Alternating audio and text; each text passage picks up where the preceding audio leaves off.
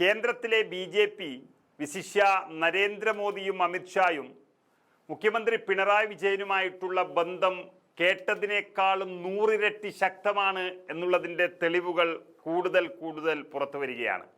ഏറ്റവും പ്രധാനപ്പെട്ട ഒരു കേസ് മുഖ്യമന്ത്രി പിണറായി വിജയൻ എല്ലാ അധികാരവും ബന്ധവും ഉപയോഗിച്ച് മുക്കിയിരിക്കുന്നു എന്ന വാർത്തകളാണ് ഇപ്പോൾ പുറത്തു വരുന്നത്.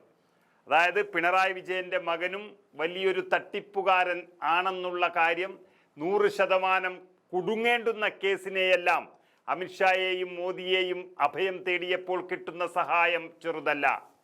മകളും ഭാര്യയും പരിവാരങ്ങളും മാത്രമല്ല, മുഖ്യമന്ത്രിയുടെ മകൻ വിവേക് കിരണും തട്ടിപ്പിൻ്റെ കാര്യത്തിൽ വലിയ പുള്ളി തന്നെയാണ് എന്ന് തെളിയിക്കുന്ന വാർത്തകളാണ് പുറത്തു വരുന്നത്.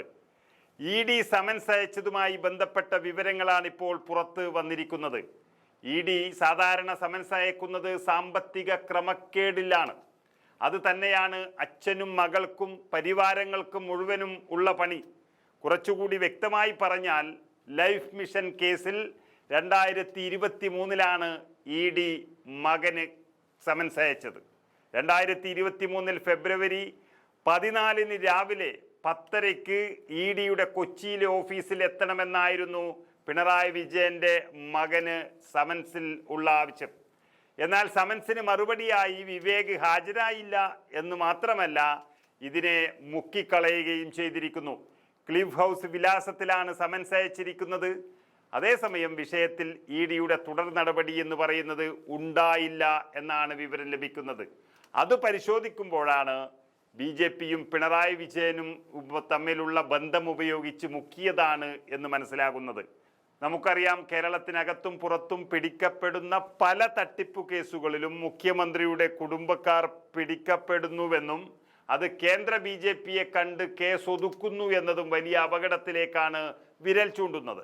മുഖ്യമന്ത്രി പിണറായി വിജയന് തൻ്റെ പാതയിൽ തന്നെ തൻ്റെ മക്കളും ഉണ്ടാകണമെന്ന നിർബന്ധമാണുള്ളത്.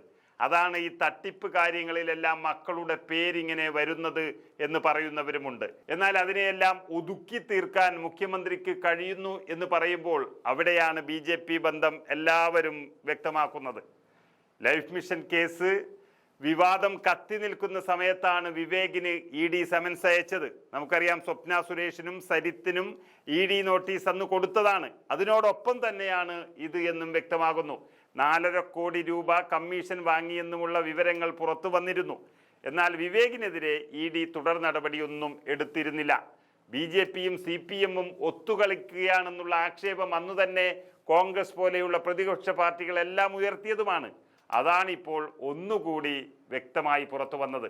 ഇതിന് പ്രതിഫലമായിട്ടാണ് പിണറായി വിജയൻ തൃശ്ശൂരിലെ പൂരം കലക്കാനും RSS നേതാക്കളെ കാണാനും ADGPയെ നിയോഗിച്ചത്. അതുവഴി തൃശ്ശൂർ സീറ്റിൽ BJP സ്ഥാനാർത്ഥി സുരേഷ് ഗോപി ജയിച്ചു വന്നതും.